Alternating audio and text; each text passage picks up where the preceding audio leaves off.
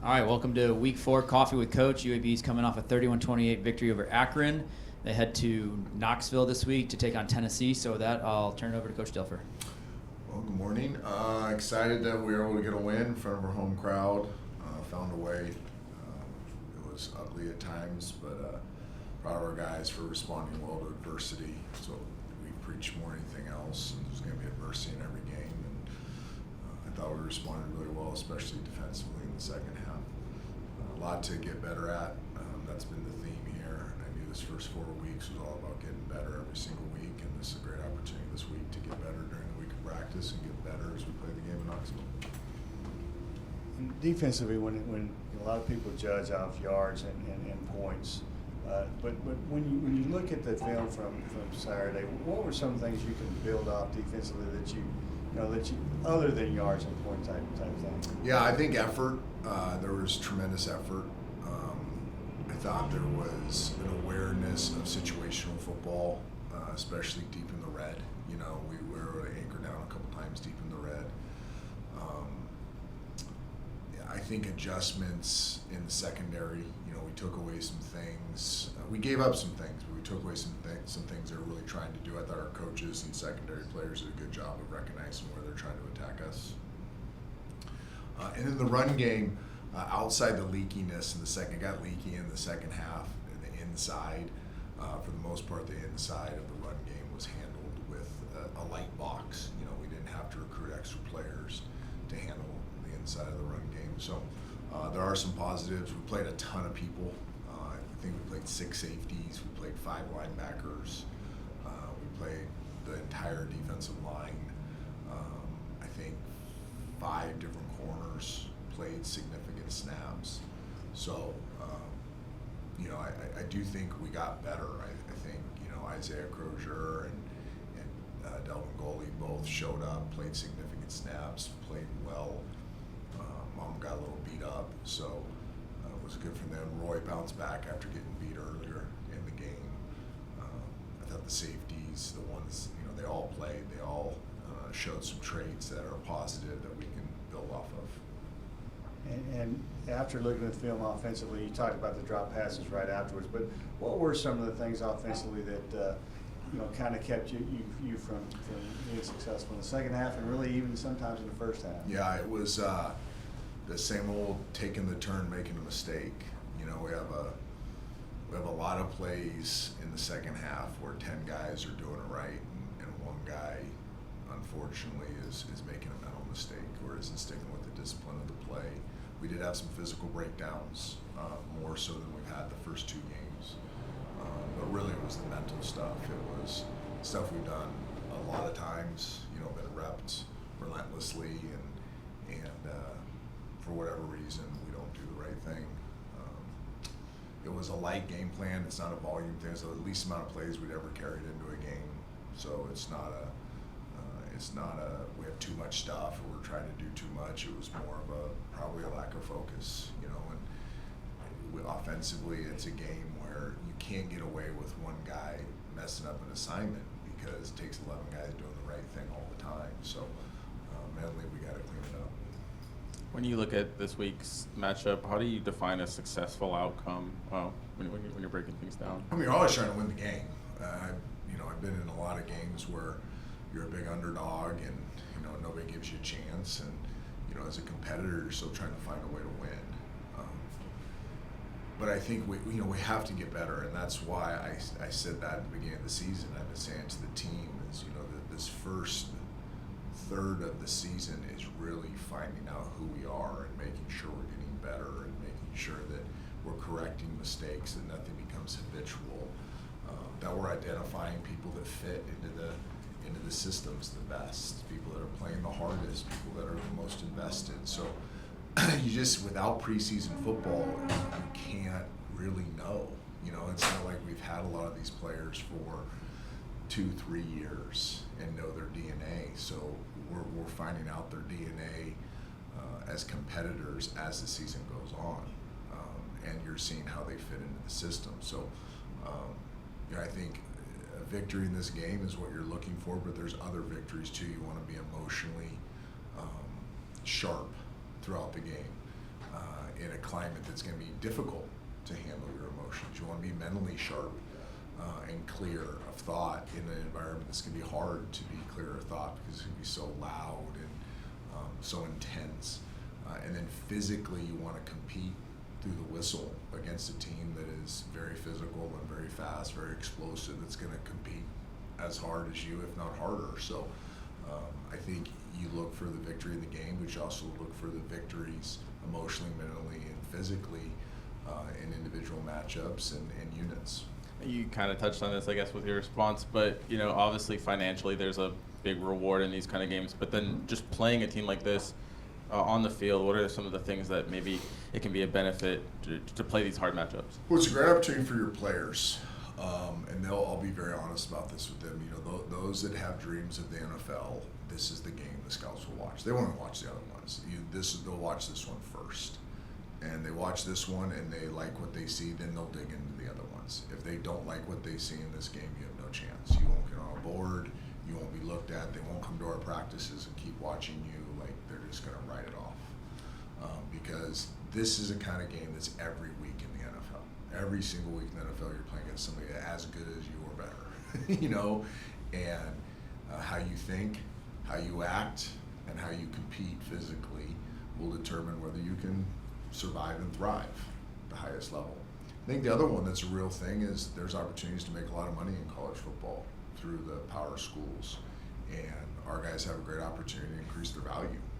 They can increase their value for us, but they can increase their value out in the open market too if there's still a portal, and that's unrestricted free agency, so they're going to have an 10-day unrestricted free agency period come January, and how they play in this game will determine their market value to a large degree. So I think it's a good opportunity there. And then I think as a team, those are the two selfish things, but they're real things.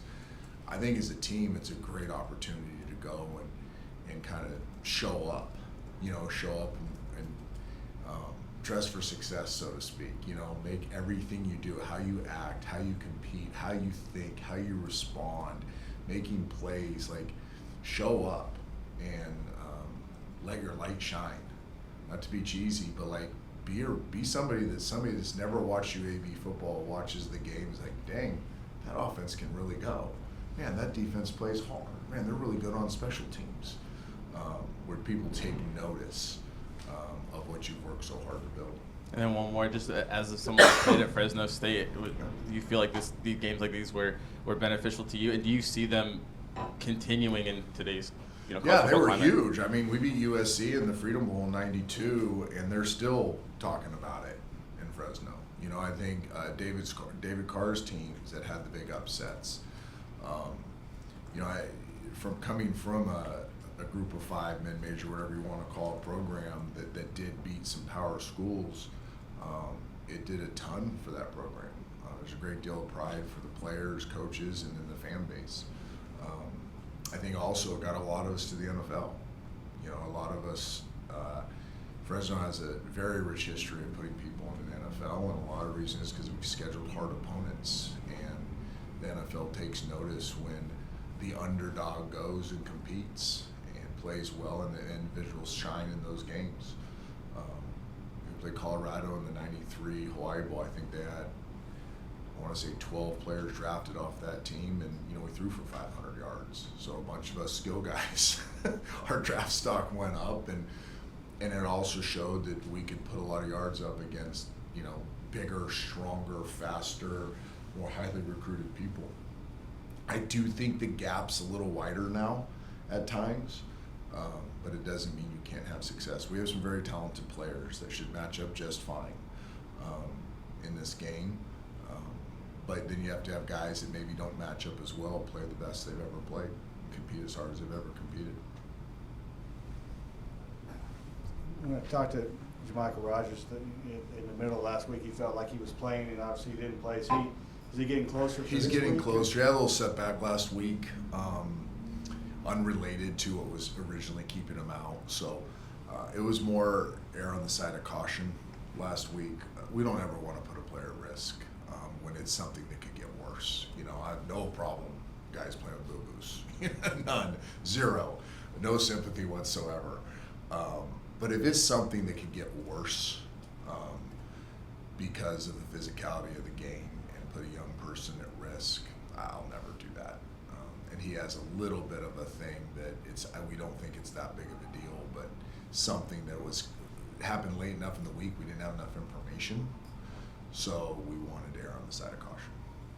And with Jaquan Mason getting back in there and showed up, with the big sack and really kind of directed the other one and had a piece of the other sack a little bit. But I mean, what did you see from him, and how good is it to have him back? Well, it looks different when he's out there. Like, I think everybody on the team notices it.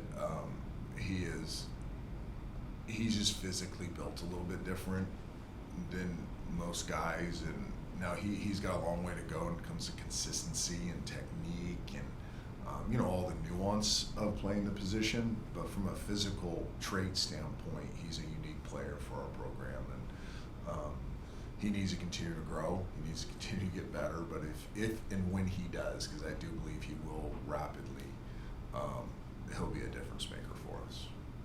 And with those two out of the first few games, with Chris Burge having a chance, how much did he take an opportunity of that, and what have you thought of him through the first part of the season? I'm so proud of Chris. Chris is a guy that was primarily a service team player last year, and gave us an incredible look week in and week out. I don't know how many times he got Service Player of the Week, but it was a lot. He made us better offensively with his effort. He plays incredibly hard. He does have some explosive qualities that, he can turn speed into power, which is hard to do. He can change direction. He actually loves playing the run. A lot of defensive ends don't love playing the run. He loves playing the run. So he's just been a guy that's bought into the process of development. And I think he went into this training camp, I haven't asked him this, but he went into this training camp just a workman-like approach. He wasn't high on the depth chart. And didn't get caught up in the things he couldn't control. He could control how he practiced every day. And he really was not a starter, even in a high rotation guy, until the last part of camp. And then his consistency showed up. And he said it in the presser, right? You asked him about, or one of you asked him about what he was trying to become. He just said consistent, and I think his consistency, his day in, day out grind, his buy-in, not letting things outside of his control affect him, allowed him just to really, everybody went, well, if we're looking for consistent football players, that's the one that keeps showing up as being consistent. How would you assess your pass protection through the first 3 weeks, and how important is that going to be, in this environment? Yeah, I think the first two, very good. Poor last week. It's amazing how many times Jalen was able to beat rush with the throw. We had, I think officially 6 pressures. Am I right there? I think it was officially 6 pressures, but it was more like 16. There was probably 10 others that. If we hold on the ball one tick longer, Jalen's going to get hit or sacked or not be able to make a throw. So we got to shore that up significantly. And they did some things different. I think as coaches we take a little bit of the burden. They rushed 5 a lot more than they'd shown on tape. They were a lot more aggressive with their stunts and games. So we have to do a better job getting them prepared as well. But this will be a tremendous challenge this week to pass protect. It's the one thing that when you watch Tennessee consistently over the last couple of years is this coordinator does a great job of mixing his calls, but the one consistency is they're going to get off the football and they're going to try to disrupt your offensive line. How much does playing South Florida kind of prepare you for this? It's the same kind of system in terms of what they do on offense. Yeah, it's never comfortable. I got to know Alex Golish really well when I was at Lipscomb. He recruited our school relentlessly, and Alex and I talked a lot of football. We were together a lot, and Alex has done everything that more than I have done offensively, and then over time he morphed into the system that he and Heupel built at UCF and now Tennessee, and it's kind of the ultimate conflict offense if it's going. If you get a defense, playing on their heels and reacting to what you're doing, you're in a lot of trouble. we've tried to do against USF is not react, but instead try to say, okay, this is how we're going to play you, and you need to adjust to us. It's been successful at times, and it's been wildly unsuccessful at times. So I think we're trying to find one more layer to defend this, where you're not playing catch, so to speak. You know what I mean by that is you're not like constantly going, okay, what are they doing, what are they doing? Instead, you're kind of you're trying to at least force the issue enough. But the one difference too is, I mean, Tennessee they got the kid from Tulane last year that gave us problems. That's a really, really good player. He's tall. I think he's like 6'5", can run like the wind. Really good ball skills. They're super physical up front. So like you can't just say, oh, we're gonna bend but don't break. Well, you're gonna break in the run game if you do that, because they're just gonna pipe off big giant runs on you. The quarterback's playing, I think, better than the quarterback last year, significantly better. He makes quicker decisions, sees the field a lot better, he's played a lot more football. He's tremendously accurate when he's comfortable. And they kind of force you to, they give the quarterbacks a lot of what I would call training camp looks, you know, where because they spread you so thin, because they play so fast, you kind of just line up and play training camp defense. And quarterbacks with experience, when they see training camp defense, can get after you a little bit, because there's no post-snap disguise. Like what they see before the ball snapped is what they get after the snap. On the other side of the ball for you, Corey's been so good in those intermediate routes. Mm-hmm. How, as a quarterback, you know, how important is it to have a receiver that can get open in maybe the crowded part of the field? We all know Corey's speed, but you know. Corey's got a lot better. He's an explosive player. He's a really smart football player. Understands our offense, understands what defenses are trying to do. He's still like the rest of us on offense, and I'll keep saying it. I'm not singling him out, but we're just wildly inconsistent. You know, we can do some things that are pretty spectacular, as shown by our production when we're rolling. And then he, like everybody else on offense, shows the ability to do the opposite of those things at times. So I think the message tonight, the message this week is we got to really push for consistency. If you can show that you can do it consistently in practice, if you've shown you can do it in games, then there's no reason you can't do it through the entire game. And you know, I think Corey and the rest of us on offense need to take that approach, and we feel like we can be pretty good offensively, but until we find consistency, it's going to be this roller coaster we've had for the last 6 quarters. On your receivers with Brandon Hawkins, how far has he come? And you know, I mean, it seems like he's stepping up now, and in the last couple of years didn't really have much of a role. It didn't seem like, but how far do you think he's come? Well, he was really finding a role last year going into Arkansas, you know, and had the big reverse in Arkansas. Did some good things in the Arkansas game. Ball didn't find him, did some really good things. Had a great week of practice, and then got hurt. You know, it was a pretty bad injury, and couldn't play the rest of the year. Thought about going to the portal, going to a level where he could be more productive, and he started realizing this is a pretty good spot for him, and how much we do care about him, right? And he wanted to graduate. There's some other external factors too that made sense for him to get back out of the portal and come back here. But you know, we made a commitment to him, and he made a commitment to us that he was going to get, even though we brought in new guys, even though we were redoing the room, that he would get an opportunity to re-earn the role that he was carving out. And that's what he did. He just went and earned it. You know, he's the leader of that room. He's the hardest worker in that room. He shows up every day with his lunch pail. He'll do the dirty work. Like, he'll go run 9 routes in practice to save a guy's legs and run full speed. He'll go block secondary players.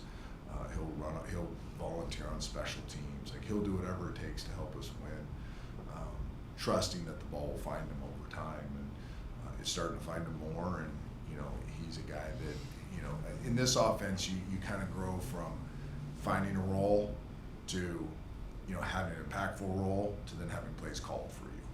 And I'd say right now he's in that impactful role, borderline getting the opportunity to have plays called for him. So we're getting really, he's a player we talk about all the time in the staff room about how can we get him in football, and get him in space and let him get down the football field. And I thought the play, the corner route, that one was an incredible throw by Jalen, but a really good route and a really good finish by him was a real big play in this game.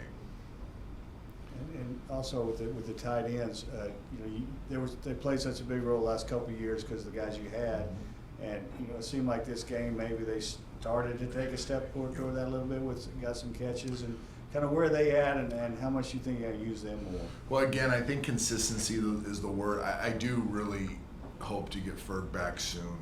Ferg had earned the starting job, was playing at an extremely high level late in camp.